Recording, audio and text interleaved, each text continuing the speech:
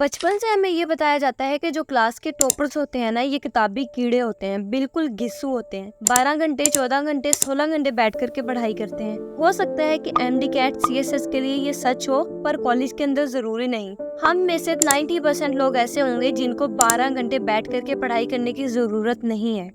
In fact अगर हम इतना टाइम किताब लेकर बैठ भी गए तो जरूरी नहीं वो आउटकम निकले जो हम एक्सपेक्ट कर रहे हैं। कॉलेज के अंदर आपने कई ऐसे स्टूडेंट्स देखे होंगे जो शायद 5 घंटे पढ़ते हैं या सिर्फ क्लासेस अटेंड करते हैं, इसके बाद नहीं पढ़ते या सिर्फ एग्जाम के टाइम पढ़ते हैं। वो टॉप कर जाते हैं, टॉप 3 में आ जाते हैं, टॉप 10 में आ जाते हैं। तो इस वीडियो के अंदर हम 3 ऐसे प्रिंसिपल्स को डिस्कस करने वाले हैं जिनको आपको यूज करना है अपनी कॉलेज लाइफ के अंदर।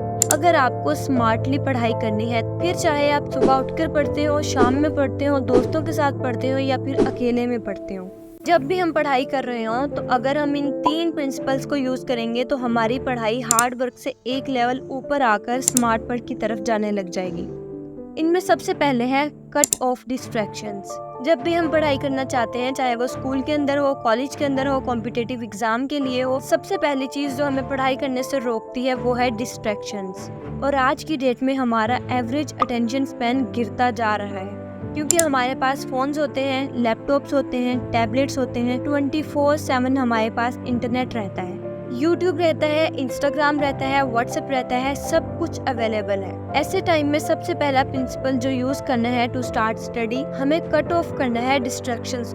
अपने गोल को याद रखना है। आपका गोल यूट्यूब, इंस्टाग्राम पर स्क्रॉलिंग करना नहीं है। अभी के टाइम आपको पढ़ाई करनी है। आपको याद रखना है कि क्या आपको इंस्टाग्राम के फॉलोअर्स बढ़ाने हैं या जिंदगी में कुछ बनकर निकलना है। सबसे पहले तो अपने फोन को स्विच ऑफ कर दें या दूसरे कमरे में साइलेंट करके रख दें। हमेशा अपने फोन से दूर रहकर हमें पढ़ाई करनी है। इनफैक्ट अगर आपका लैपटॉप का काम भी नहीं है तो इसे भी साइड पर रखते हैं ताकि कोई भी डिस्ट्रैक्शन, नोटिफिकेशन हमें रोक ना रही हो अपने गोल की तरफ आगे बढ़ने से। जरूरी नहीं अगर आपको 20 टॉपिक्स पढ़ाए गए हैं तो 20 के 20 टॉपिक्स ही एग्जाम में आए। इसीलिए स्मार्ट वर्क करने में हमारी जो स्ट्रेटेजी होनी चाहिए वो ये है कि एक बार हमें सारे सिलेबस को छान ले, उसको पढ़ लें, बुक्स को देख लें क्या क्या टॉपिक्स है, बट इसके बाद एंड में हमें क्या करना है, अपने प्रीवियस ईयर्स पेपर्स को देखना है, पुराने साल के अपने क्वेश्चंस को देखना है, क्लास में जो असाइनमेंट या टेस्ट दिए गए उनको एनालाइज करना है। अगर किसी भी रीजन की वजह से आप रेगुलरली क्लास अटेंड नहीं कर पाए तो उन स्टूडेंट्स के नोट्स को एनालाइज करें जो रेगुलरली क्लास लेते रहे हैं